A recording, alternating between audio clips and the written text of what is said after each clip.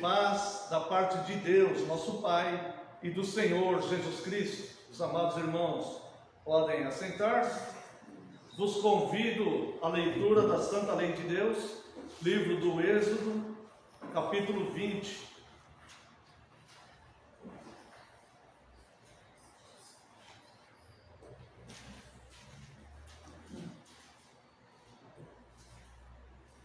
Livro do Êxodo, capítulo 20. Então falou Deus todas estas palavras: Eu sou o Senhor teu Deus, que te tirei da terra do Egito, da casa da servidão. Não terás outros deuses diante de mim.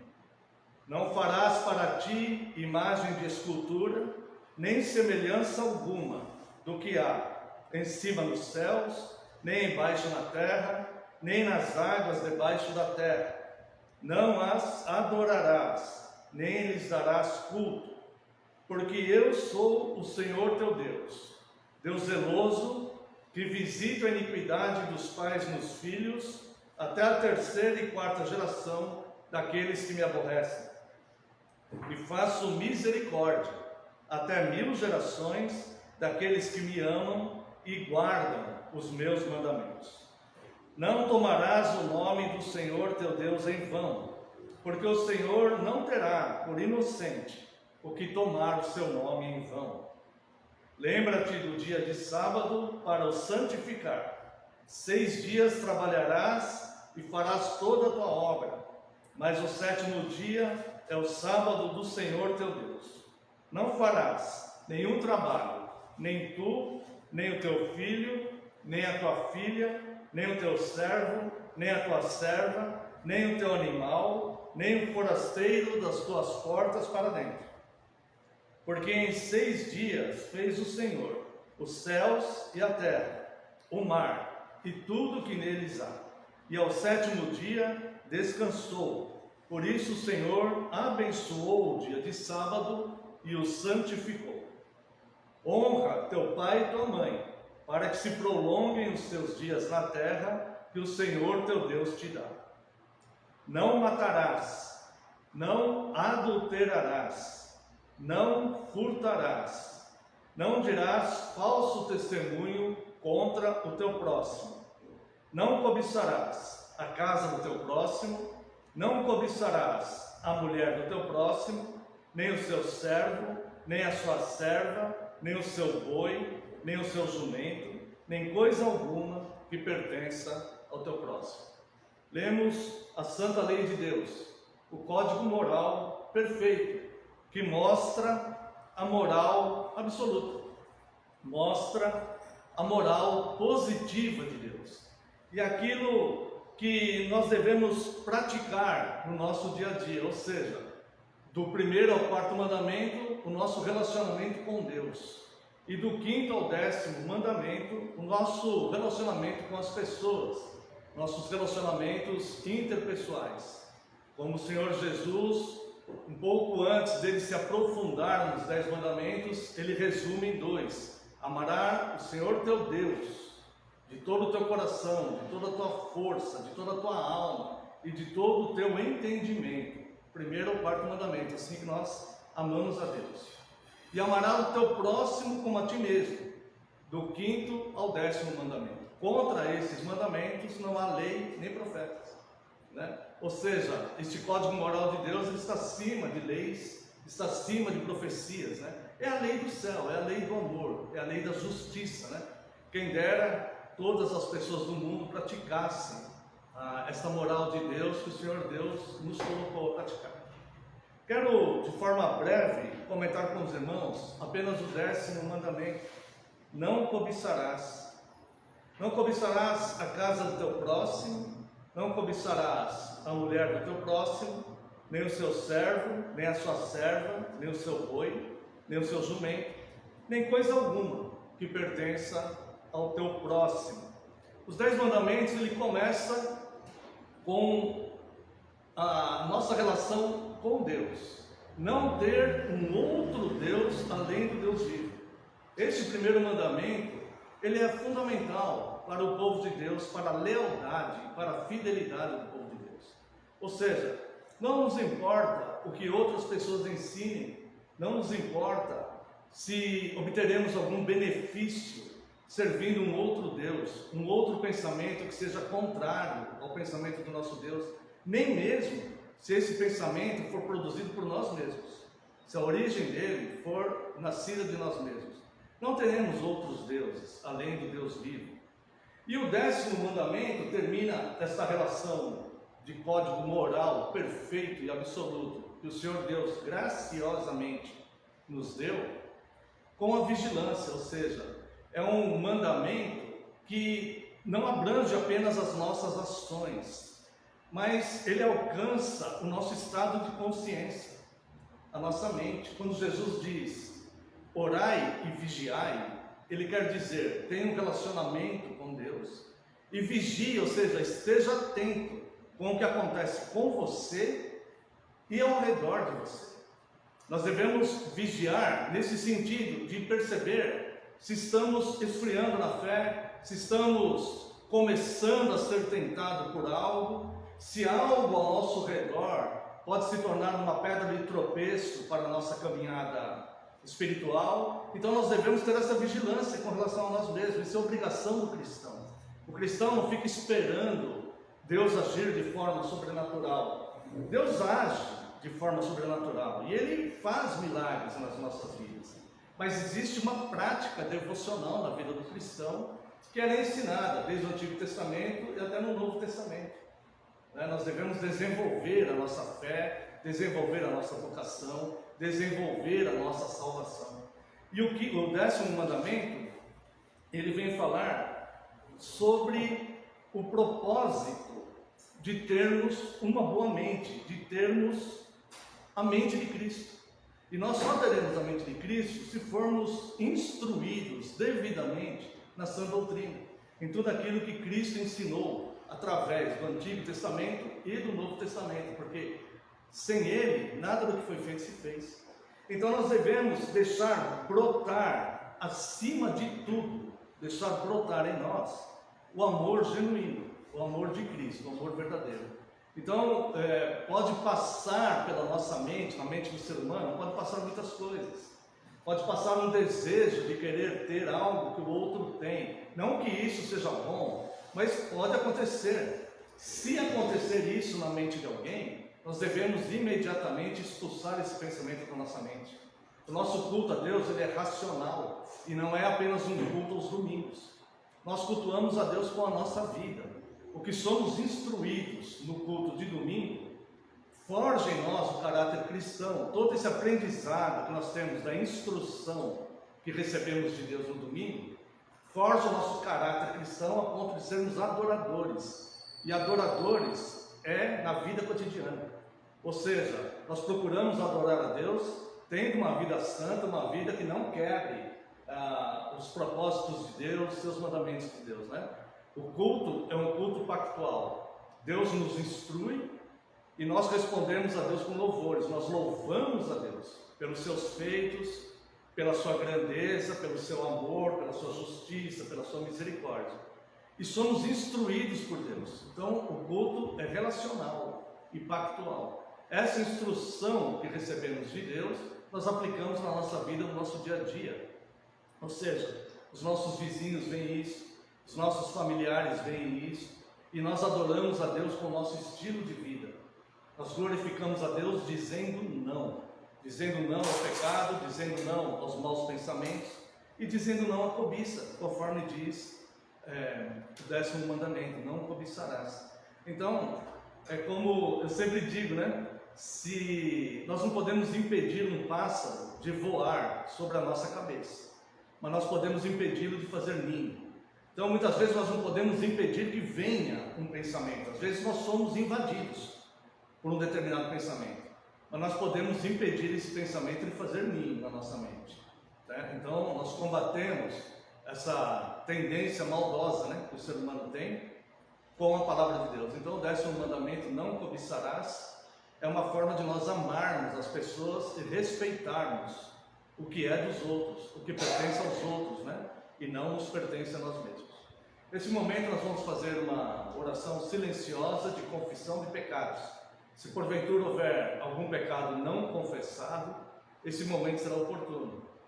E se você sentiu o desejo, se o Espírito Santo de Deus tocou no seu coração para pedir perdão, se porventura você lembrou que alguma vez cobiçou algo de alguém e alimentou esse pensamento, esse momento também é oportuno, mas só se você tiver o desejo sincero de confessar e pedir perdão a Deus. Nós somos penitentes e não impenitentes, né? E fazer uma confissão mecânica, ela não funciona, vamos dizer assim, né? Vamos usar essa expressão. Não funciona diante de Deus, né? Deus, Ele busca em nós o arrependimento sincero. Deus sabe das nossas limitações e as nossas fraquezas, e Ele busca em nós um arrependimento sincero. Então, se temos o desejo sincero de confessar que alguma vez cobiçamos algo que pertence ao outro, que não poderíamos ter, e alimentamos isso, esse momento também é oportuno para que possamos pedir sinceras desculpas ao nosso Deus. Convido a Santa e Amada Igreja para um momento de oração silenciosa. Logo em seguida estarei, essa oração de confissão, logo em seguida estarei orando em voz audível. Oremos.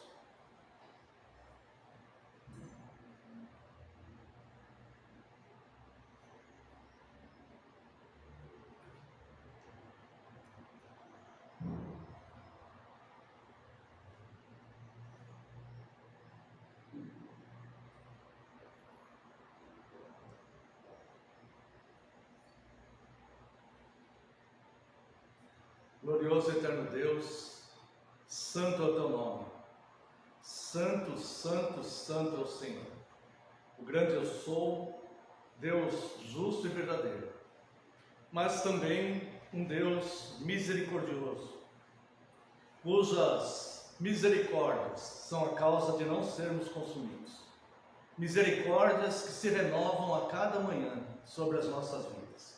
Por isso, Deus, respondemos ao Senhor com gratidão, e por isso servimos ao Senhor, por gratidão ao Senhor. E por essas misericórdias, Deus, é que nós apelamos pelas tuas muitas misericórdias. Pois diante do Senhor, reconhecemos, Deus, que o Senhor é santo e nós pecadores. E pecamos, Deus, contra o nosso próximo, pecamos contra o Senhor, pecamos contra nós mesmos, pecamos em pensamentos, em palavras, em atitudes, pecamos em omissões e negligências, e necessitamos, Deus, nós carecemos do teu perdão, Senhor. Por isso, Deus, com sinceridade nós reconhecemos diante do Senhor que somos falhos e pecadores, e apelamos pelas tuas muitas misericórdias, e lhe pedimos, Deus, humildemente, que o Senhor seja propício a nós, e que o Senhor, Deus, pelas tuas misericórdias, pela tua graça, pelo teu amor por nós, nos perdoe essas falhas, Deus, perdoe os nossos pecados, perdoe, Deus, todas as vezes, Senhor, se algum dia na nossa vida, seja na vida atual ou na nossa vida de algum tempo atrás, nosso passado, se cobiçamos algo e alimentamos esse pensamento, nós pedimos sinceras desculpas ao Senhor. Pedimos a Ti, Deus, que renove em nós um espírito inabalável, um coração puro, porque queremos ser limpos de coração e limpos de mãos e puros de coração. Restabelece em nós um espírito inabalável e confiantes, Deus, no Teu perdão, nós daremos prosseguimento a este culto, agradecendo ao Senhor, porque os nossos pecados que o Senhor nos perdoa, jamais serão lançados novamente em nosso rosto. E nós agradecemos ao Senhor por isso. No nome santo e poderoso de Jesus Cristo, oramos agradecidos. Amém, Senhor. E glórias a Ti. Convido a Santa e Amada Igreja para louvarmos a Deus com o hino 168. Durante este hino, aquele que sentir o desejo de estar ofertando, este momento é oportuno. Hino 168.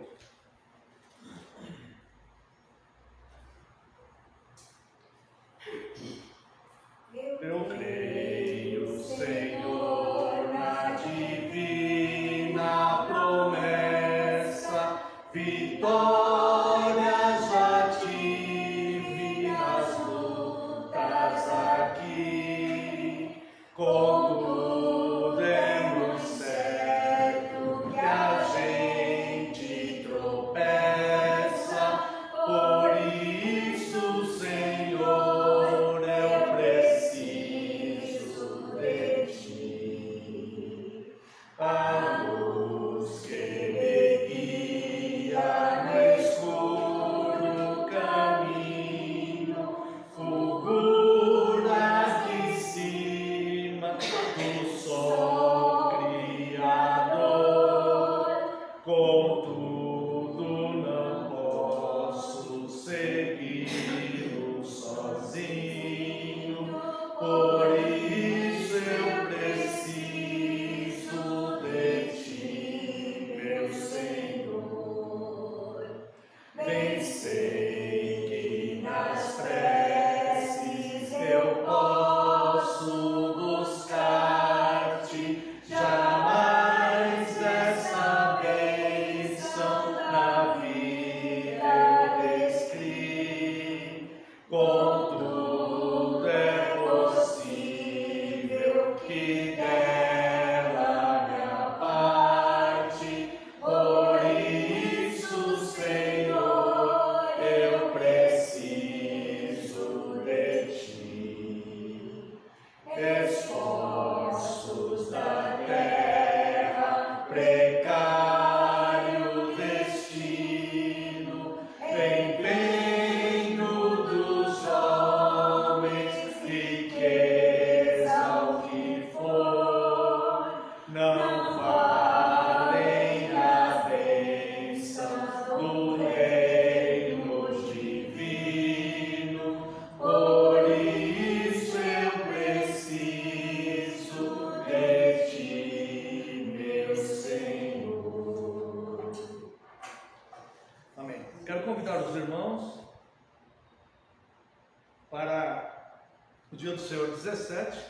Estamos estudando nos últimos domingos sobre o credo apostólico e vimos que o credo apostólico ele é fundamentado na Trindade, em Deus Pai, em Deus Filho e Deus Espírito Santo.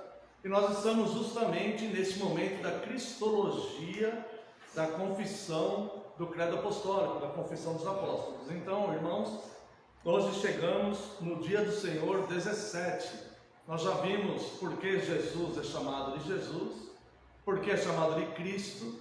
Nós já vimos por que da missão de Cristo nos alcançando. E agora estamos estudando, desde o domingo passado, sua morte e ressurreição. E hoje, o Dia do Senhor 17, é apenas uma pergunta. É a pergunta 45. No entanto, a resposta é formada em 3 tópicos. Tá? Então, Dia do Senhor 17, pergunta 45. Como somos favorecidos com a ressurreição de Cristo? Resposta. Primeiro, pela ressurreição, Cristo venceu a morte para nos tornar participantes da justiça que Ele conquistou para nós pela sua morte. Bem, isso aqui implica na questão doutrinária que o homem não tem justiça própria. O homem, ele é salvo pela misericórdia de Deus.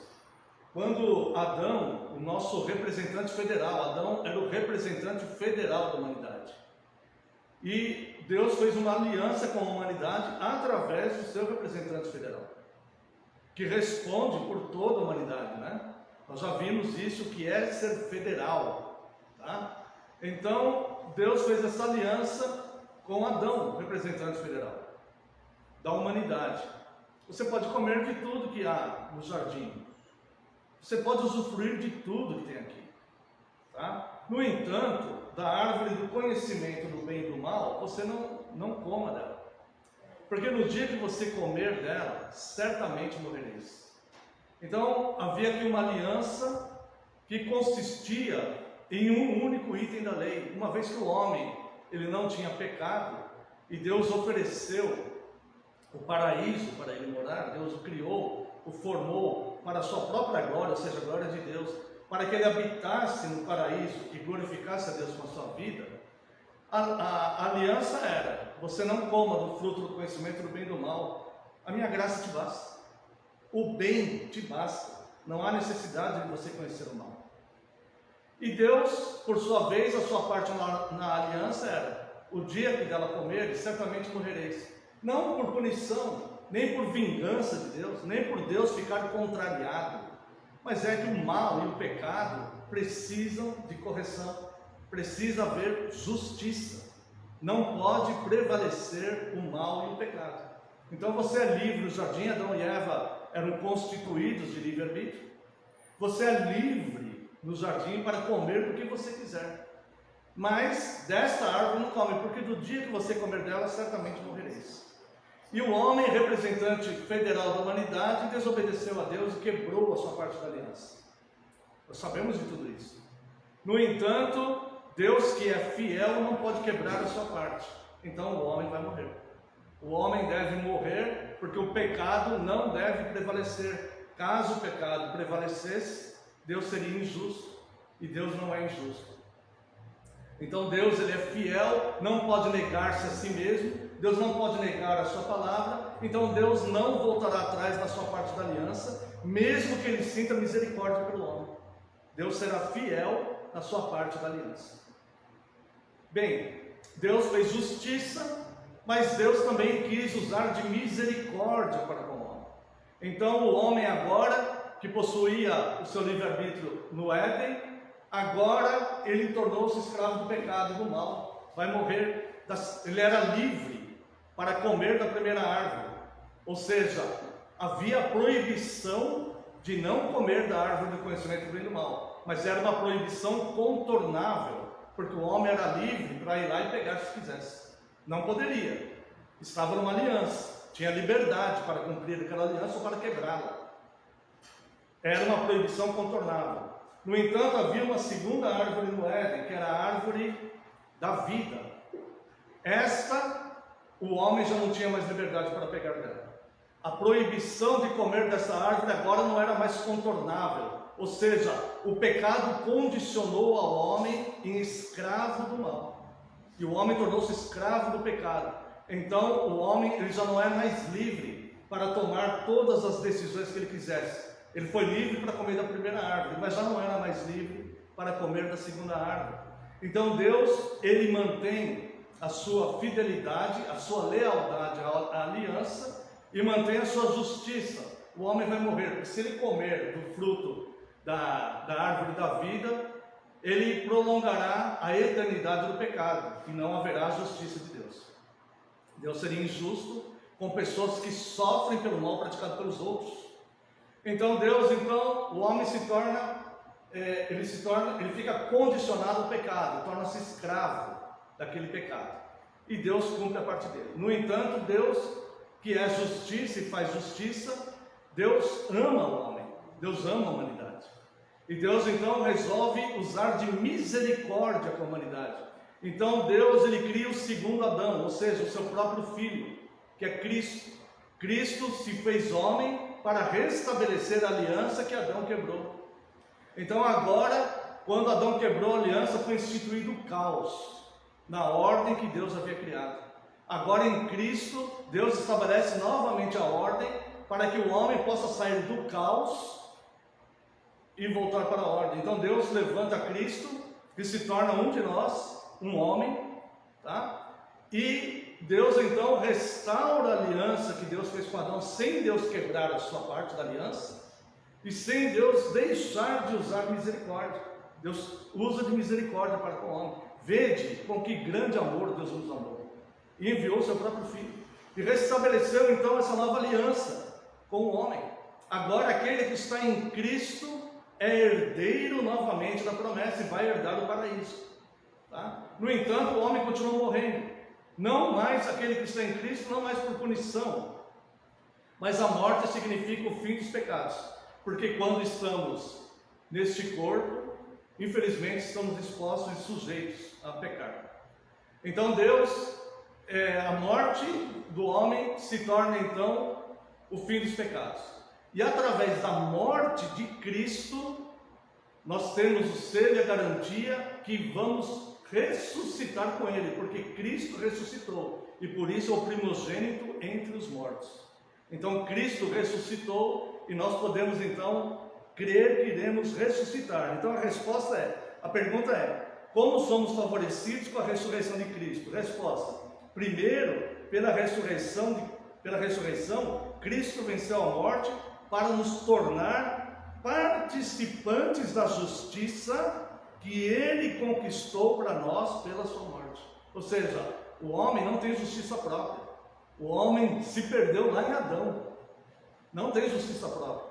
Mas Cristo nos faz participantes da justiça que Ele conquistou por nós em sua morte. Quero convidar a amada igreja para a leitura em 1 Romanos, capítulo 4, verso 25. Carta aos Romanos, capítulo 4, verso 25.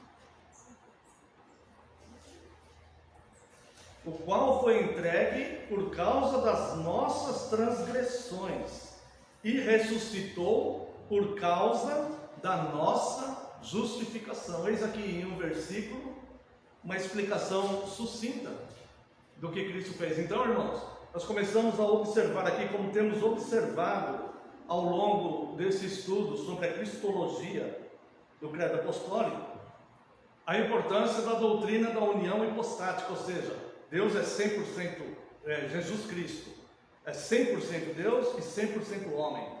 100% homem porque a sua morte e ressurreição, mesmo sem ele ter pecado, a sua morte e ressurreição garante que nós vamos ressurgir também em Cristo com o corpo glorificado e viver com Deus. E 100% Deus, porque nenhuma outra criatura suportaria a ira de Deus na cruz, a ira de Deus pelo pecado de toda a sua igreja. Foi pago ali naquela cruz do Calvário. Nenhuma outra criatura poderia suportar aquela ira de Deus. Então a união hipostática, Cristo ser 100% Deus e 100% homem, é inviolável e é o eixo do cristianismo. É o eixo da fé cristã. Quem nega essa doutrina, infelizmente, está negando o próprio Cristo, negando que Cristo veio em carne, como diz João. A segunda, primeiro pela ressurreição, Cristo venceu a morte para nos tornar participantes da justiça que Ele conquistou para nós pela sua morte. Segundo, pelo seu poder, nós também somos ressuscitados para uma nova vida. Se Ele não fosse Deus, não haveria esse poder ressuscitador, né? Então, pelo seu poder, nós também somos ressuscitados para uma nova vida. Quero convidar os irmãos aqui mesmo em Romanos, capítulo 6, os versos de 5 a 11. Porque se fomos unidos com Ele na semelhança da sua morte, certamente o seremos também na semelhança da sua ressurreição. Sabendo isto, que foi crucificado com Ele nosso velho homem, para que o corpo do pecado seja destruído, e não sirvamos o pecado como escravos. Porquanto, quem morreu está justificado no pecado. Veja, a morte coloca o fim dos nossos pecados. E quem morreu em Cristo está justificado dos pecados, a justiça que Ele conquistou por nós. Ora, se já morremos com Cristo, cremos também com Ele e viveremos. Sabedores de que, havendo Cristo ressuscitado dentre os mortos, já não morre. A morte já não tem domínio sobre Ele. Pois quanto a ter morrido, de uma vez para sempre morreu, para o pecado. Mas quanto a viver, vive para Deus. Assim também vós considerai-vos mortos para o pecado, mas vivos para Deus em Cristo Jesus. Quero convidar os irmãos à leitura aqui, de Efésios, capítulo 2.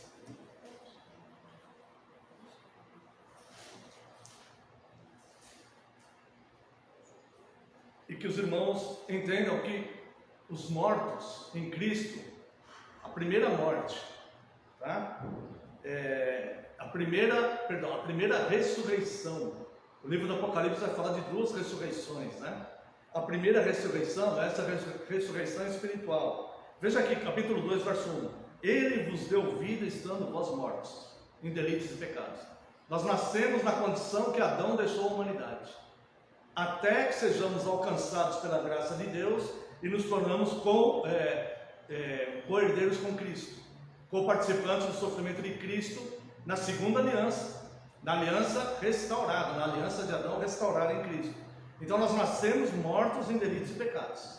Ele nos deu vida. Agora veja o verso 6. E juntamente com ele nos ressuscitou e nos fez assentar nos lugares celestiais em Cristo Jesus. Ou seja, esta é a primeira ressurreição, é a ressurreição espiritual. É o maior milagre que existe. É um milagre maior do que ressuscitar um corpo físico que morreu.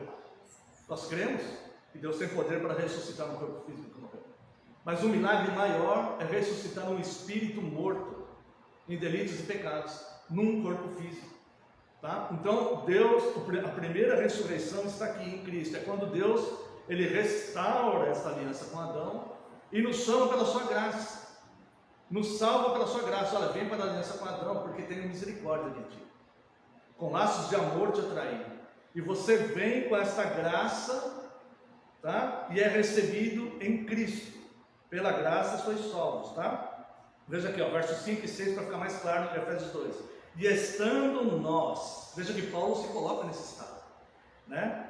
Estando nós mortos em nossos delitos, nos deu vida juntamente com Cristo, pela graça sois salvos, e juntamente com Ele nos ressuscitou. Veja, está no passado, não é assim, vai nos ressuscitar depois que morrermos fisicamente. Ele está falando de conversão, de pessoas que estavam mortas espiritualmente e foram vivificados por Cristo.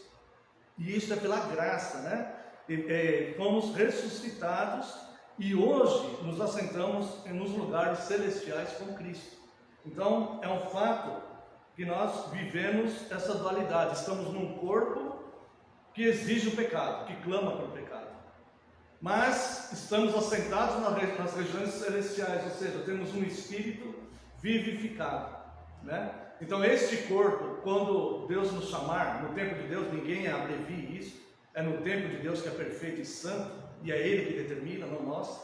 Quando Deus nos chamar para estarmos com Ele na glória, então este corpo morrerá fisicamente, acabará o pecado,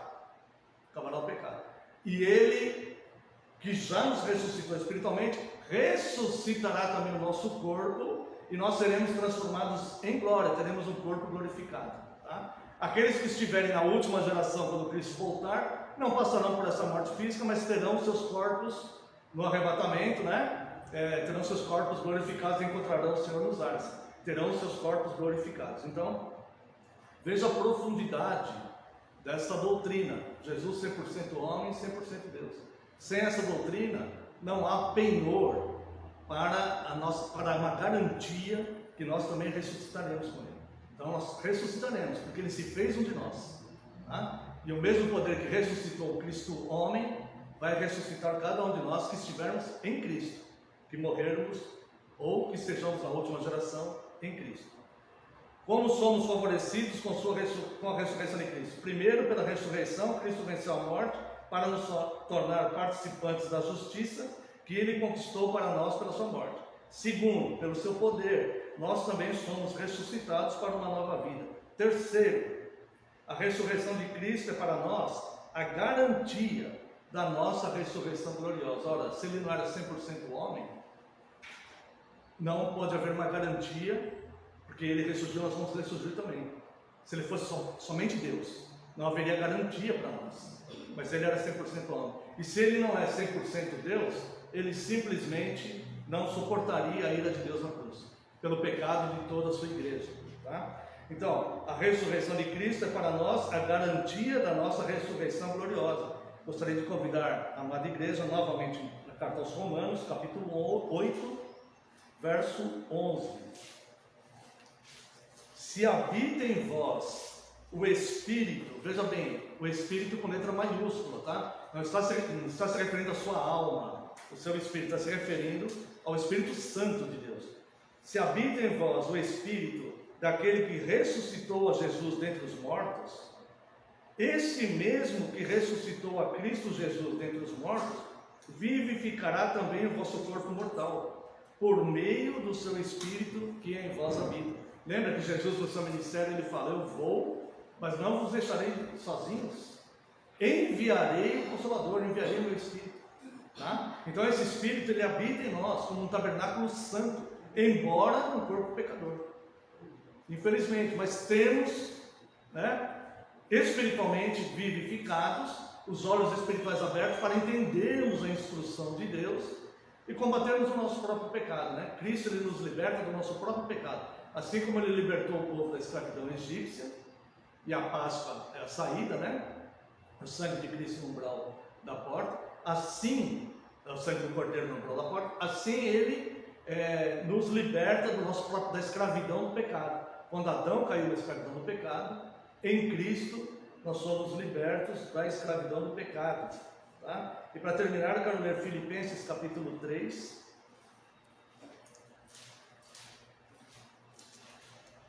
A partir do verso 20 até o capítulo 4, verso 1. Filipenses 3, 20 e 4, 1. Pois a nossa pátria está nos céus, de onde também aguardamos o Salvador, o Senhor Jesus Cristo, o qual transformará o nosso corpo de humilhação para ser igual ao corpo da sua glória, segundo a eficácia do poder que ele tem de até subordinar a si todas as coisas. Portanto, meus irmãos, amados e muito saudosos, minha alegria e coroa, sim, amados, permanecei deste modo firmes no Senhor. Quando ele fala aqui, transformará o nosso corpo de humilhação, não é porque envelhece, um corpo que envelhece, isso não é humilhação, mas é porque um corpo que peca e que clama pelo pecado, isso sim é humilhante para um cristão. É humilhante para o cristão saber que está sujeito e o clamor da sua carne é para o pecado, né? Mas espiritualmente, tá? Ele crê nessa promessa, e bendito seja o Senhor Jesus, né? Que nos libertou do império das trevas e nos transportou para o seu reino eterno. Quero convidar a Santa e Amada Igreja para louvarmos a Deus com o hino 184.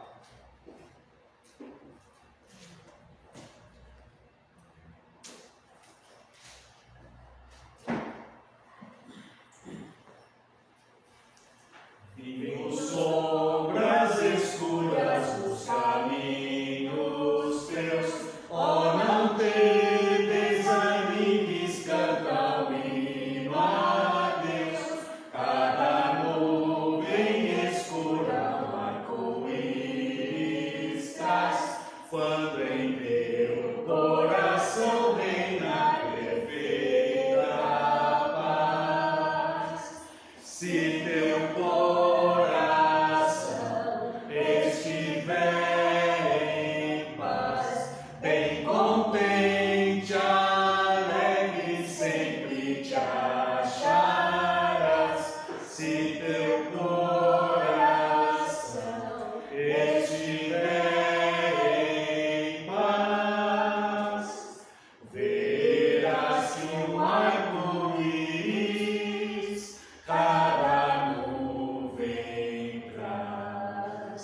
se ouvir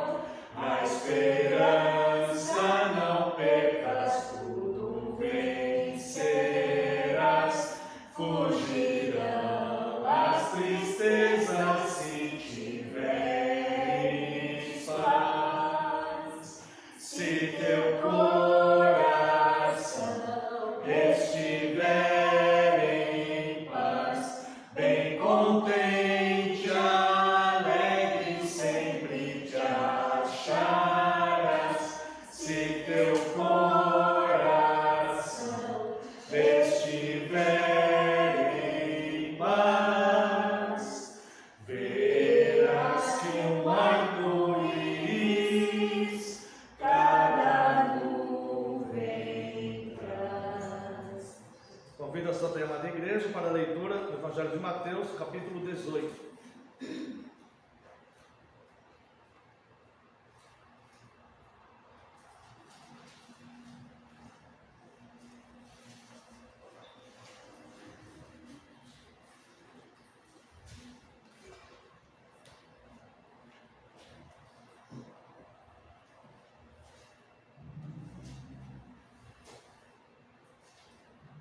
Evangelho de Mateus, capítulo 18, a partir do verso 1. Naquela hora, aproximaram-se de Jesus os discípulos, perguntando: quem é, porventura, o maior no reino dos céus? E Jesus, chamando uma criança, colocou-a no meio deles e disse: em verdade vos digo, que se não vos converterdes e não vos tornardes como crianças, de modo algum entrareis no reino dos céus. Portanto, aquele que se humilhar como essa criança, esse é o maior no reino dos céus. E quem receber uma criança tal como esta, em meu nome, a mim me recebe. E quero ler também o verso 33. Não devias tu, igualmente, compadecer-te do teu conservo, como também eu me compadeci de ti? Até aqui, vamos a uma breve oração. Pai eterno, santo, precioso, Senhor dos exércitos, Deus vivo, Deus criador dos céus e da terra, louvado seja o teu nome. Estamos agora, Deus, neste momento de culto, que somente o Senhor, ó Deus, recebe homenagens aqui. Neste momento de culto, Deus, estamos diante da Tua Santíssima Palavra, e é necessário, Deus, para que possamos entender a Tua Palavra revelada, Deus, para que possamos entender a profecia da Tua Palavra, é necessário, Deus, que Teu Santo Espírito nos ilumine, Deus, ilumine nossos corações, nossa mente, nossa alma, Deus, para que possamos compreender, ó Deus, a Tua Santa Palavra, e sermos instruídos por ela para a vida. Por isso, Deus, rogamos a Ti que envie Teu Santo Espírito e que, ao ser ministrada essa mensagem, Teu Santo Espírito, pelo Teu favor e graça, venha nos ensinar, nos iluminar e abrir os nossos olhos espirituais para que percebamos, Deus, a Tua instrução. Eu lhe peço, Deus, perdão pelas minhas falhas e pecados, mais uma vez eu lhe peço.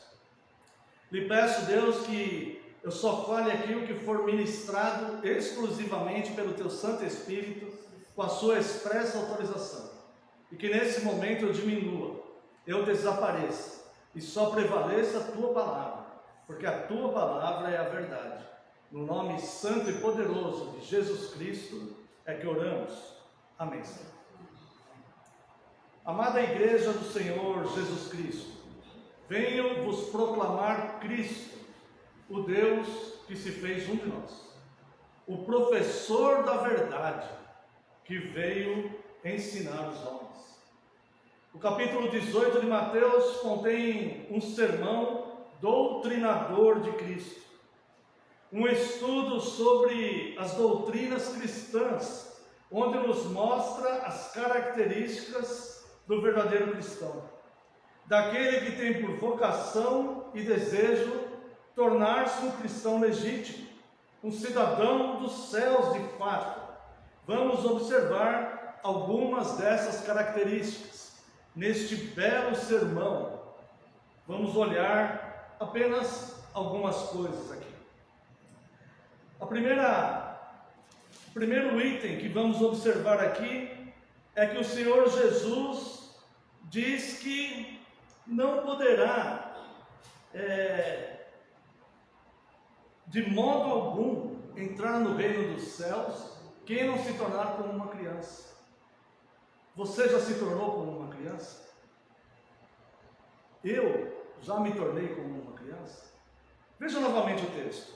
Naquela hora aproximaram-se de Jesus os discípulos, perguntando: quem é porventura o maior no reino dos céus? Olha o pensamento dos discípulos. Eles não estavam parecendo crianças aqui, irmãos. Eles estavam, ao meu ver, presunçosos. E o Senhor Jesus, então, vem falar para eles assim, mas para que essa busca de poder, para que essa busca de status, de estar em evidência, de querer ser maior? Para que isso? Isto não tem relevância no reino dos céus. Veja, me chamem uma criança. Naquela hora aproximaram-se de Jesus os discípulos, perguntando: quem é porventura o maior no reino dos céus? E Jesus, chamando uma criança, colocou-a no meio deles. Jesus pegou a ilustração ali visível, palpável, colocou no meio deles. Olha para ela. Olha para ela. E disse: em verdade vos digo, isso aqui no original é amém. Em verdade vos digo, que se não vos converterdes, conversão é mudar de caminho. A conversão, ela acontece racionalmente, não por emoção. Quem se converteu na emoção não se converteu espiritualmente. Conversão não acontece emocionalmente. Emocionalmente a pessoa chora, dança, pula, canta, se alegra, se entristece. A emoção leva o homem a fazer qualquer coisa. Você vai no campo de futebol, tem muita emoção ali. A conversão, ela acontece racionalmente, conforme Romanos 12. A mudança da mente, o culto racional, o entendimento do que está acontecendo. Ele começa a entender o reino de Deus, ele começa a entender Cristo. E então, a partir desse entendimento, parece que foi tirado um véu da frente dele. E ele começa então a entender o ministério de Cristo, a grandeza do projeto glorioso de Cristo, a sua miserabilidade, como ele é miserável espiritualmente, e como Cristo foi gracioso vindo morrer por ele. E então ele entende aquilo, e racionalmente ele fala: quero abraçar essa fé, quero aprender mais de Cristo, quero seguir esses caminhos. Sou grato. A resposta de Deus para o homem, para a salvação, a única resposta do homem para Deus, a única resposta possível é a gratidão. É a gratidão. Obrigado, Senhor, porque o Senhor me libertou, porque eu estava morto em delitos e pecados, porque meu espírito estava miseravelmente condenado, e o Senhor enviou o seu Filho, e seu Filho aceitou essa missão, a morrer por mim. Não, eu quero ser cristão para ser o maior no reino dos céus. Quando estivermos nas bodas do Cordeiro, eu quero sentar à direita de Cristo. Aquele lugarzinho lá, de certeza vai ser para mim. Será injusto se não for meu, se tiver outro lá. Isso vai ser cristão, não é? Então Jesus, ele pega aquela criança e coloca ali. E Jesus, chamando uma criança, colocou no meio deles e disse: amém. Em verdade vos digo, que se não vos converterdes e não vos tornardes. Veja, não é deixar Deus te tornar, é vos tornardes. Você se tornar como uma criança, ou melhor, você se tornar como crianças, de modo algum. Irmãos, quem está dizendo isso é Cristo. De modo algum entrareis no reino dos céus. Portanto, aquele que se humilhar como essa criança, esse é o maior no reino dos céus. E quem receber uma criança tal como esta em meu nome, a mim me recebe. Então veja que nós precisamos nos tornar como crianças. Quais são as características da criança? Primeiro, dependência do pai. Uma criança tem dependência total do seu pai e da sua mãe. Nós vamos chamar aqui os pais de pai, tá? Então a criança, ela tem dependência total dos seus pais, ela precisa se alimentar. Para que ela esteja limpa, ela precisa dos seus pais. Para que ela esteja alimentada, ela precisa dos seus pais. Se ela precisar de uma correção, ela precisa dos seus pais. Se ela precisar de uma medicação para manter-se viva, ela precisa dos seus pais. Nós precisamos nos tornar como uma criança, como as crianças, dependentes do pai. Outra característica da criança, ela confia no seu pai. Ela tem que confiar no seu pai. No seu universo, quem cuida dela ali? Vamos pegar uma família tradicional, o pai e a mãe. Quem cuida dela? O pai e a mãe. Essa criança, ela tem que confiar no pai e na mãe. Imagine uma criança que está impotente no berço, e ela sente fome, e ela sente outras necessidades, e ela sente dor. O universo dela é o pai e a mãe ali. ela precisa confiar no pai e na mãe dela. Não existe cristão que não confia em Deus. Não existe cristão que só confia em Deus quando as coisas estão indo bem. Não existe cristão assim. Não existe cristão sem amor. Cristão sem amor é falso irmão. Não existe cristão que não confia. Então, o cristão, as características da criança é depender do pai, é confiar no pai, é ser aprendiz do pai. O primeiro professor da criança é aquele que cria ela. O primeiro professor dela é sua mãe e seu pai. E muitas vezes esse ensino que ela capta dos seus pais, ela leva para a vida inteira. Ela ensina os seus filhos de acordo com o que ela aprendeu do seu pai e da sua mãe. Então ela é aprendiz do seu pai. Uma outra característica é imitador do pai.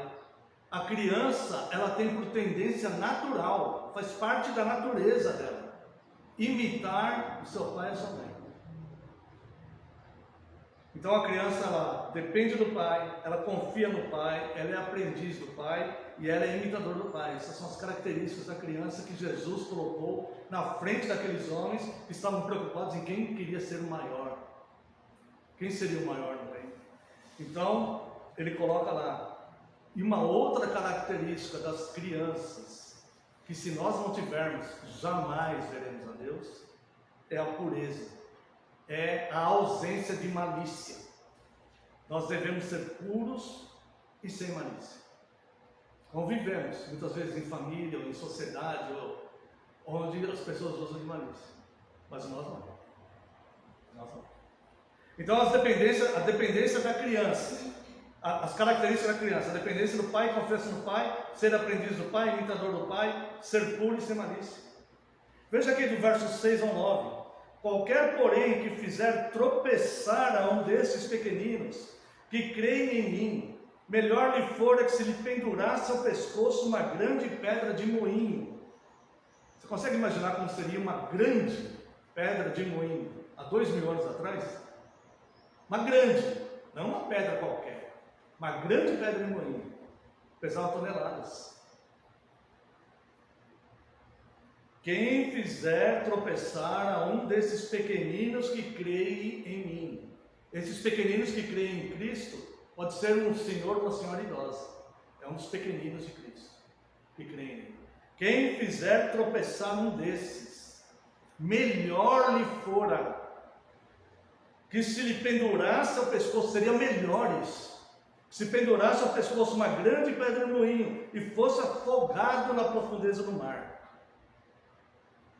Seria melhor para essa pessoa do que cair nas mãos do Deus Altíssimo. Ai do mundo, este ai aqui é uma ameaça, é uma expressão ameaçadora. E diz, ai do mundo por causa dos escândalos. Porque é inevitável que venham os escândalos, mas ai do homem pelo qual vem o escândalo. Sermão de Jesus Cristo. Portanto, se a tua mão ou o teu pé te fizer tropeçar, corta-o e lança fora de ti. Melhor é entrares na vida manco ou aleijado, do que tendo as duas mãos, os dois pés, serem lançados no fogo eterno. E se um dos teus olhos te faz tropeçar, arranca-o e lança fora de ti. Melhor é entrares na vida com um só dos teus olhos, do que tendo dois, seres lançado no inferno de fogo. Essa segunda parte do sermão de Cristo é sobre a responsabilidade cristã com as pessoas. Nós não somos cristãos para ser o maior no reino de Deus. Nós somos cristãos para sermos responsáveis e cuidarmos das pessoas e zelarmos para que essas pessoas não sejam envolvidas com os escândalos que são produzidos. Quais são as características dessa responsabilidade cristã? Zelo e cuidado com o que falamos. E hoje em dia, com o que postamos em redes sociais. Irmãos, escândalos e mais escândalos, não tem nada mais combatido nas redes sociais do que igrejas, pastores, a fé cristã. É escândalos e mais escândalos. Escândalos e mais escândalos, isso vão na contramão do que a Bíblia diz. Tem pessoas que falam que tem que denunciar. Onde que a Bíblia manda denunciar a igreja para os de fora? O simples fato de haver litígio entre vós já é vergonha completa, já é derrota completa. Você, não há ninguém que possa julgar as causas de vocês dentro da comunidade? É necessário colocar em redes sociais? e produzir escândalo para os que estão fora olharem para aquilo e falar, não quero ser isso de jeito nenhum, e nos olharem achando que somos todos falsos moralistas, colocar todos no mesmo, nivelar todo mundo por baixo. Ora, que falta de responsabilidade, que falta de postura, que falta de inteligência. Para que deixar o diabo te usar dessa forma? Para se converter mesmo, como diz Cristo. Pega uma criança, olha para ela e fala, se torne como essa criança. E tenha responsabilidade com as pessoas. Olha só, responsabilidade cristã com as pessoas. Zelo e cuidado com o que fala e que hoje em dia aposta. Consciência, entendimento que a inconsequência dessa responsabilidade o tornará réu de severo juízo. Aí vai falar assim, não, mas eu te servi a vida inteira, eu fiz milagres. Em teu nome eu fiz milagre, em teu nome expulsei demônio, em teu nome, afasta de mim porque eu não te conheço. Você estava para produzir escândalo durante a tua vida. Você usou a tua vida para produzir escândalos do reino de Deus, para afastar os pequeninos, para ser pedra de tropeço desses pequeninos. Seria melhor você amarrar uma pedra, uma grande pedra, não amarre qualquer pedra não. Seria melhor você amarrar uma grande pedra de moinho de 2000 anos atrás ao teu pescoço e se lançar ao mar. Melhor isso do que cair nas mãos do Deus vivo. Será que já não basta os nossos próprios pecados que nós temos que lutar contra eles? Nós temos que ficar em redes sociais expondo problemas de igreja e escândalos? Temos que fazer isso? Servimos a Cristo assim? Glorificamos a Cristo assim? Se vemos algo errado, temos que fazer o que a Bíblia diz. Vai na pessoa e exorta ela em amor. E se ela não te aceitar, leva um testemunho, exorte ela em amor. Se não seguir a Bíblia, Deus abençoe. Se não seguir a Bíblia, não é cristão. Porque a Bíblia é a revelação de Deus para o homem. Características da responsabilidade cristã com as pessoas: zelo e cuidado com o que fala e hoje em dia com o que posta. Consciência, saber que a inconsequência o tornará réu de severo juízo, não pouco juízo, severo juízo. Aí ele vem falar: portanto, se a tua mão ou teu pé te faz tropeçar. A mão significa as nossas ações, o que fazemos e o que construímos. Se as nossas atitudes nos fazem tropeçar, corta fora. Se você não consegue ficar numa rede social sem falar mal de ninguém, desfaz a tua conta na internet. Desfaz a tua conta da rede social. Corta fora. É melhor você ficar sem a tua conta na rede social do que você com a conta na rede social ir para o inferno. É isso que ele está falando. Se você não consegue conversar com a tua vizinha do lado, sem falar mal de alguém, fecha a tua janela, não saia mais no portão, só sai quando for necessário, vai na padaria e volta, sei lá, vai trabalhar e volta. Para de conversar. É isso que ele está falando. Se o teu pé te faz tropeçar, arranca ele fora. O pé é onde caminhamos, o que fazemos, como vivemos a nossa vida, para onde estamos indo. O Senhor Jesus, quando ele lava os pés dos seus discípulos, Pedro fala: olha, é eu que deveria lavar você. E Jesus fala: se você não deixar lavar o teu pé, você não tem parte comigo. Porque o corpo já banhado, purificado, não precisa ser lavado de novo, mas os pés precisam. O que Jesus quis dizer? Você já se converteu, você está santificado, você não precisa de uma segunda conversão, você já está convertido. Essa conversão, ela é diária, não é um fato isolado que aconteceu, ela é diária. Mas os teus pés precisam ser lavados, porque você anda por lugares impuros. Neste mundo, nós andamos em lugares impuros. E nós não podemos trazer para as nossas vidas influências impuras, dos lugares impuros, que nós temos que andar e passar. Então é necessário lavar os pés. Então, a mão significa ação e o pé significa o caminho. E depois ele vem falar aqui, ó, verso 9: se um dos teus olhos te faz tropeçar, arranca-o. É leve essa palavra de Cristo aqui, ou é palavra dura? Palavra dura, irmãos. Isso aqui não é passar na cabeça de ninguém, é palavra dura. Certo? Graças a Deus por essa palavra dura de Cristo, porque isso é vida. E ele fala aqui, ó: se um dos teus olhos te faz tropeçar, arranca-o e lança fora de ti. Melhor é entrares na vida com um só dos teus olhos, do que tendo dois seres lançados no inferno de fogo. Os olhos representam o desejo, aquilo que nós vemos, que nos atrai, que nós ficamos obcecados por aquilo, e que nós queremos aquilo de tudo quanto é jeito, passando por cima até dos mandamentos de Cristo, passando por cima até do amor de Deus. Se estamos nessa obsessão toda, joga o olho fora, arranca o olho fora. É melhor você entrar no inferno sem um dos teus olhos, do que tendo os dois a tua vida inteira, seres lançados no lago de fogo.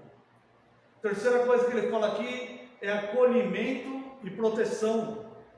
Terceira parte do sermão de Cristo aqui, de Mateus 18. Acolhimento e proteção. Veja a partir do verso 10. Vede. Quando ele fala vede, ele está querendo dizer, olha, coloca um foco aqui. Presta atenção nisso. Estou chamando a sua atenção para isso. É isso que Cristo está falando. Quando ele fala vede, não desprezeis a qualquer desses pequeninos. Qualquer um deles. Porque eu vos afirmo, preste bem atenção nisso daqui, que os anjos dos céus veem incessantemente a face do meu Pai Celeste. Você não vê.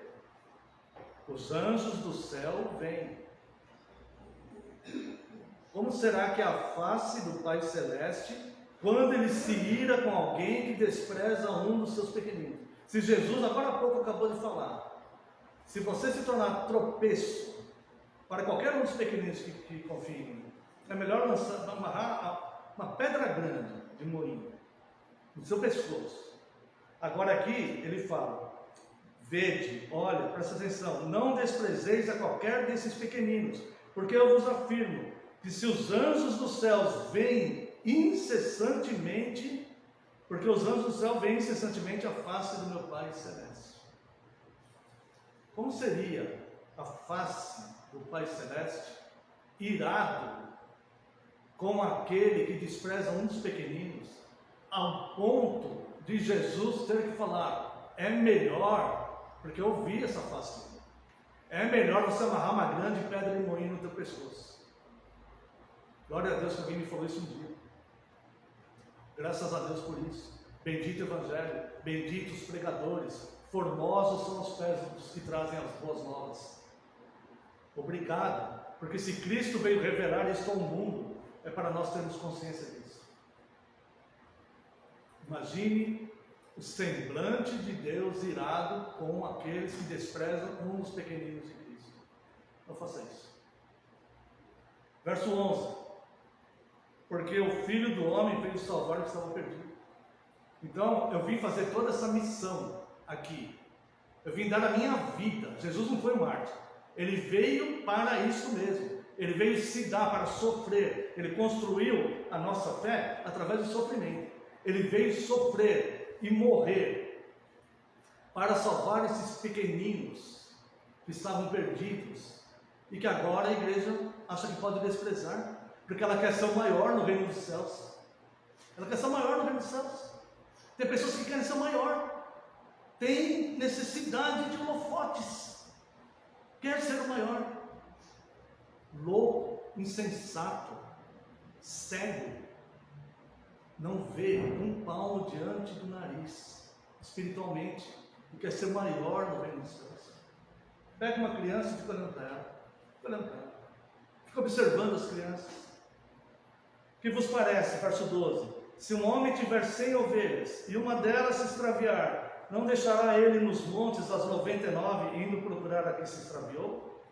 E se porventura encontra, em verdade vos digo que maior prazer sentirá por causa dela do que pelas 99 que não se extraviaram. Assim, pois, não é da vontade do vosso Pai Celeste que pereça um só desses pequeninos. Eu deixei todo um aprisco no céu e vim buscar a ovelha que se perdeu. E aqueles que querem professar o meu nome aqui se sentem no direito de desprezar pessoas. É isso que Jesus está falando. E ele começa dizendo, vede, olha, coloca a foto aqui, presta atenção nisso. Essas palavras são de vida, porque ele veio buscar a nós também. E é assim que ele busca, mostrando a realidade, e não um amor frágilzinho, passando mão na cabeça. Jesus te ama. Não é isso não. Se você não se arrepender, você não vai ser salvo. Se você não tiver santidade, você não verá Deus. Se não houver pureza, você será condenado como os impuros. Se você quiser fazer o que o mundo faz, você será condenado como o mundo. Se você deixar o mundo entrar na tua igreja, você será um profanador da igreja de Cristo. Se você quiser viver em imoralidade usando o nome de Cristo, você é um blasfemo. Porque você está blasfemando o bom nome de Cristo com a tua vida, diante de diversas pessoas. Melhor para você amarrar uma grande pedra e moinho entre pessoas. Vai ser melhor para você fazer isso. É isso que Jesus está falando. Porque eu deixei um aprisco no céu, e os anjos do céu, eles veem o rosto do meu Pai, quando vocês fazem essas atitudes de vocês aqui. Portanto, converta-se.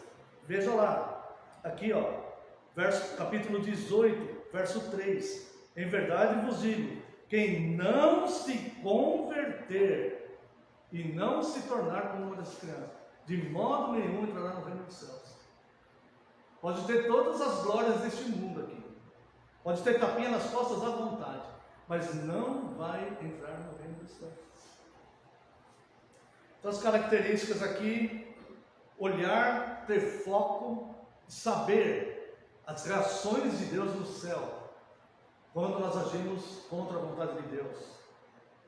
Ter lealdade para não abandonarmos uns aos outros, nem o lugar onde estamos inseridos na nossa igreja cristã. Alegrar-se com a vontade de Deus cumprida no mundo. Quarto, vai do verso 15 ao verso 20, que vai falar de disciplina. Veja o verso 15. Se teu irmão pecar contra ti, vai arguí-lo entre ti e ele só. Se ele te ouvir, ganhaste teu irmão. Se porém não te ouvir, toma ainda contigo uma ou duas pessoas, para que pelo depoimento de 2 ou 3 testemunhas, toda a palavra se estabeleça. E se ele não nos atender, dize-o à igreja. E se recusar ouvir também a igreja, considera-o como gentil e publicano. Sabe o que significa isso? Excomunhão. Não considera ele mais como irmão. Porque uma pessoa nessas condições dentro da comunidade cristã, ela está envergonhando o nome de Cristo, trazendo escândalos, está contaminando os demais. Esse não é irmão, esse é um falso irmão. Ele foi exortado em amor pela pessoa, ele foi exortado em amor pela pessoa e por uma testemunha, ele foi exortado em amor pela igreja toda e se recusou a ouvir a igreja. Considera-o como gentil e publicano. Em verdade vos digo, olha aqui o poder que Cristo dá à igreja: tudo que ligardes na terra terá sido ligado nos céus, e tudo que desligardes na terra terá sido desligado nos céus. Em verdade também vos digo, que se 2 entre vós sobre a terra concordarem a respeito de qualquer coisa que porventura pedirem, ser-lhes-á concedida por meu Pai que está nos céus. Porque onde estiverem 2 ou 3 reunidos em meu nome, ali estou no meio deles. Se 2 de vocês aí, de forma justa, pedirem para considerar aquele obstinado, que não se submete a Cristo e quer estar no meio da comunidade, se 2 ou 3 de vocês pedirem, será feito nos céus. Então, irmãos, a igreja é santa. A igreja que Jesus vem buscar é a noiva que estará ornamentada. Não é uma reunião de pessoas cheias de imoralidades, cheia de malícia, cheia de pessoas querendo ser maior uns que os outros, com desvios financeiros. Essa não sobe, essa não vai subir. E não é verdade que toda igreja é assim.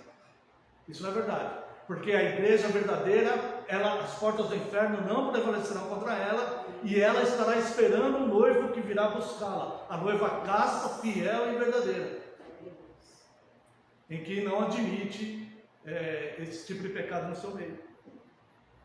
Características dessa disciplina: seguir critério estabelecido por Cristo, não considerar irmão os obstinados pelo pecado, excomungar, tirar da comunidade os impuros. De onde vem o amor para tolerar o mal e aceitá-lo na igreja? De onde vem esse amor? Para amar tanto assim, tolerar a imoralidade dentro da igreja. De onde vem o mal? Para tolerar a imoralidade, para tolerar os falsos irmãos que semeiam discórdia. De onde vem esse amor? De Deus não é, da Bíblia não é. Isso é um amor por qualquer coisa, menos o vínculo da perfeição que a Bíblia fala que é o amor puro, o amor puro de Deus. Isso não é. Isso é amor a qualquer coisa, mas não é o amor de Deus. O amor de Deus é que essa igreja se mantenha fiel e santa. Esse é o amor de Deus. E este é o zelo.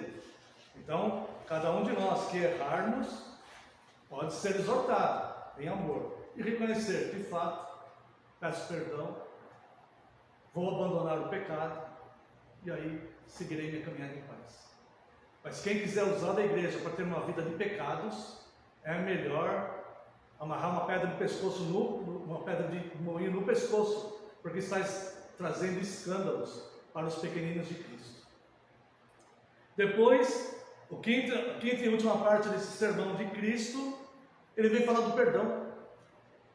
Note como esse sermão de Cristo ele tira o centro da vontade do homem e coloca para a vontade de Deus. O homem, ele quer ser o maior no reino dos céus, ele quer ser elogiado, ele quer ter a vida dele do jeito que for dentro da comunidade, se está em moralidade, do jeito que ele tiver, ele quer ser intocável. O homem quer ser isso. O homem quer ser elogiado, quer ser a menina dos olhos de Deus, quer ser o rei e a rainha. O homem quer isso. Agora note como no sermão de Cristo, ele faz assim, ó. Já começa, né? Já tem os dois lá. Quem vai ser o maior no reino dos céus? Ele já abaixa ali, ó. E ele começa a exaltar a Deus. Aqui, ó. É assim, ó. Não é como vocês estão querendo aí. É o contrário. Tá? E aí, agora, ele vem falar do perdão. Para de se preocupar em ser o maior no reino dos céus e se preocupe em perdoar as pessoas e ter compaixão pelas pessoas. O tema do sermão é o verso 33. Não devias tu igualmente compadecer-te do teu conservo, como também eu me compadeci de ti? Então esquece esse negócio aí de querer viver do seu jeito, usar a igreja para viver do seu jeito, encobrindo seus pecados, e começa a glorificar Deus com a tua vida. Senão você não vai estar no céu. Só isso. Esse é o sermão de Cristo. Agora veja aqui, verso 21. Então Pedro, aproximando, lhe perguntou: Senhor, até quantas vezes meu irmão pecará contra mim, que eu lhe perdoe? Até 7 vezes? Respondeu-lhe Jesus: não te digo que até 7 vezes, mas até 70 vezes 7. Olha só, o 7 para os judeus, quando nós estudamos o Apocalipse, nós vimos, né, o significado dos números. O 7 é um número santo para eles. Então, quando Pedro faz essa pergunta, se nota aqui que Pedro estava sendo impactado pelo sermão de Cristo. Eu não sei se Pedro era um desses que estavam falando, quem vai ser o maior? Eu não sei se era. Mas ele estava lá com eles. E aí Jesus começa a ensinar lá desde o comecinho, falando das crianças e tal, discorrendo o sermão. Pedro, ele se mostra impactado com aquilo. Então ele pergunta: até quantas vezes eu devo perdoar meu irmão? 7 vezes está bom? Porque 7 é um número santo. Olha como eles são apegados a tradições e crenças, né? E a fé cristã é uma fé moral. Ela é muito maior que tradições e superstições e crenças, né? Ela vem apresentar o rei do universo, ela vem apresentar o Deus que se fez homem. E aqui, ó, então Pedro, aproximando, perguntou: quantas vezes? Jesus fala: até 7. Jesus responde: não te digo até 7, mas 70 vezes 7, ou seja, multiplica esse teu 7 aí várias vezes. Não é para também para ser 490, não precisa perdoar mais, né? Já perdoei 490, agora não vou perdoar mais ninguém, não. É para perdoar sempre, tá? Multiplica esse teu 7, esse teu número sagrado aí, multiplica ele, vai multiplicando ele, vai multiplicando. Quando chegar nos 490, começa a multiplicar de novo. Perdoe sempre que necessário, porque você também precisa de perdão. E aí então ele conta a parábola, que eu só vou ler, que não vai dar tempo. Por isso o reino dos céus é semelhante a um rei que resolveu ajustar contas com os seus servos. Veja em que contexto Jesus conta essa parábola. E passando a fazê-lo, trouxeram-lhe um que lhe devia 10.000 talentos. Não tendo ele, porém, com que pagar, ordenou o Senhor que fosse vendido, ele, a mulher, os filhos e tudo quanto possuía, e que a dívida fosse paga. Isso fazia parte da lei, né? Quando a pessoa tinha dívidas, o credor podia levar a mulher e os filhos dele. Então o servo, prostrando-se, reverente, rogou: sê paciente comigo e tudo te pagarei. E o senhor daquele servo compadeceu-se, mandou embora mandou-o embora e perdoou-lhe a dívida. Se compadeceu dele. Ele falou: eu não tenho como pagar o senhor, tem misericórdia de mim. Tá bom, eu vou ter misericórdia, eu me compadeço de você, não precisa pagar não, está perdoado a tua dívida. Foi isso que Cristo fez conosco, né? Saindo, porém, aquele servo, verso 28, saindo, porém, aquele servo, encontrou um dos seus conservos, que lhe devia 100 denários, que era uma dívida muito menor. E agarrando-o, sufocava, dizendo: paga-me o que me deves. Então o seu conservo, caindo-lhe aos pés, lhe implorava: sê paciente comigo e te pagarei. Fez a mesma coisa que ele fez com o outro. Ele, entretanto, não quis. Antes, indo-se, o lançou na prisão até que saudasse a dívida. Vendo seus companheiros o que se havia passado, entristeceram-se. Quando o cristão age dessa forma, os outros se entristecem. Não poucos, muitos se entristecem quando vê um cristão agindo assim. Se entristeceram muito e foram relatar ao seu senhor tudo o que acontecera. Então o seu senhor, chamando-o, lhe disse: servo malvado, você está que nem um Adão que escolheu o mal. Servo malvado, perdoei-te aquela dívida toda, porque me suplicaste. Não devias tu igualmente compadecer-te do teu conservo, como também eu me compadeci de ti?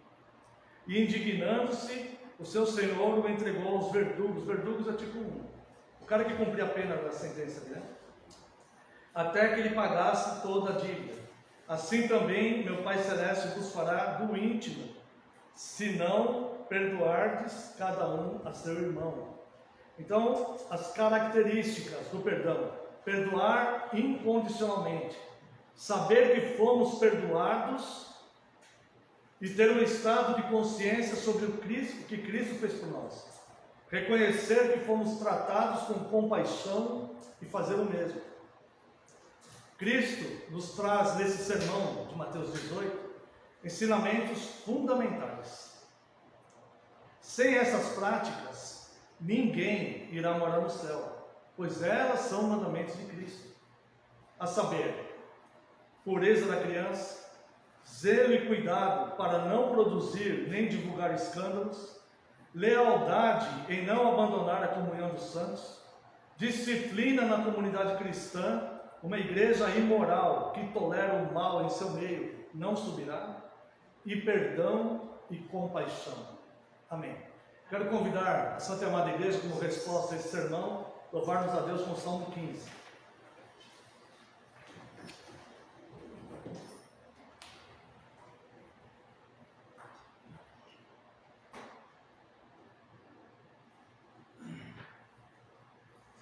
Quem vai morar, Senhor, no teu santo templo?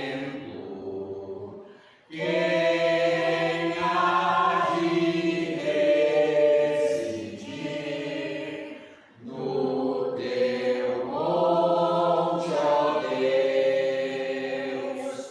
Quem vive em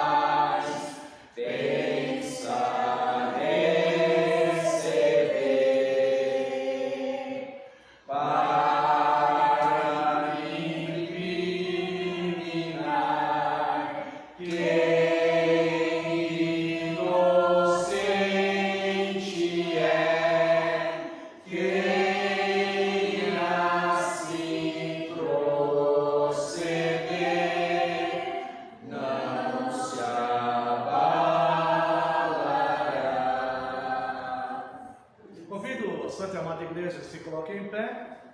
Vamos a uma oração de encerramento. Após a oração, a bênção. Após a bênção, irmãos, terei alguns avisos, os irmãos poderão aguardar assentados. Oremos.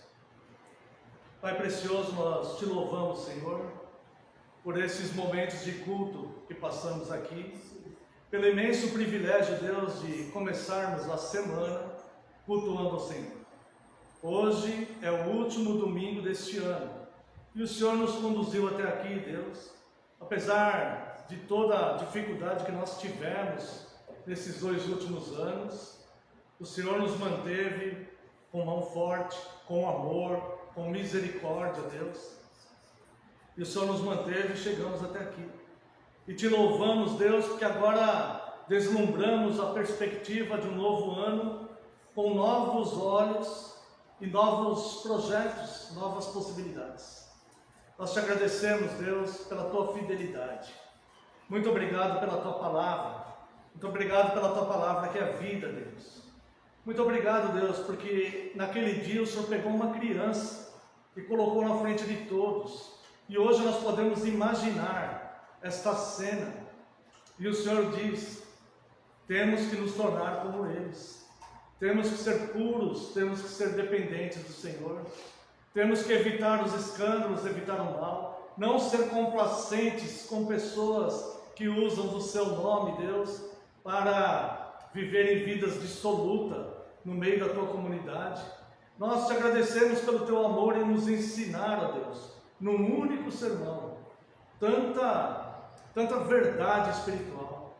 Muito obrigado, Deus. Muito obrigado, Senhor Jesus, pelo amor que o Senhor teve por nós. Muito obrigado, Senhor Deus, pelas tuas imensas, inúmeras misericórdias. Muito obrigado pelo teu perdão. Ajuda-nos, Deus, a vivermos de forma íntegra. E se algum de nós errar, ó Deus, que numa exortação de amor possamos, cada um de nós, nos arrepender, nos quebrantar, ó Deus, sabendo que nenhum é melhor do que o outro, mas que todos temos o mesmo objetivo, de nos tornarmos como as crianças. Despeça-nos em segurança, Deus, permita que tenhamos um domingo de paz, de tranquilidade na tua santa presença. Se for do teu agrado, Deus, permita que possamos nos reunir muitas outras vezes em torno do seu nome. Se for da tua vontade, Deus, cura os enfermos no nosso meio. Nos lembramos, Deus, do Suber, da irmã Fátima, lembramos do Bruno. E se houver algum outro enfermo, Deus, que o Senhor tenha compaixão, e se for da tua graça, Senhor, que o Senhor possa curá-los. Mas se não for da tua graça, Deus, que o Senhor conforte todos os corações. Isso nós clamamos. Estenda a mão aos tentados, traga paz aos aflitos, abençoe as autoridades que possam fazer leis mais justas. Proteja, Deus, nossa nação, proteja as mulheres, os jovens, as crianças, os trabalhadores, Deus.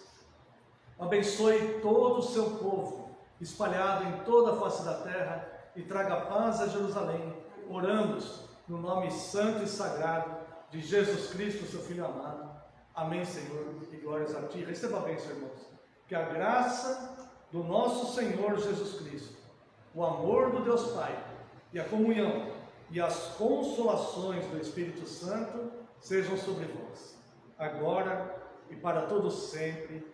Amém e amém. Despede-nos com tua paz, despede-nos em teu amor, permite que nós outra vez nos ajuntemos, ó Senhor, permite que nós outra vez nos ajuntemos, ó Senhor. Está encerrado, irmãos. Peço que os irmãos se sentem um minutinho. Tem alguns avisos apenas, é rápido. Ainda temos bastante tempo.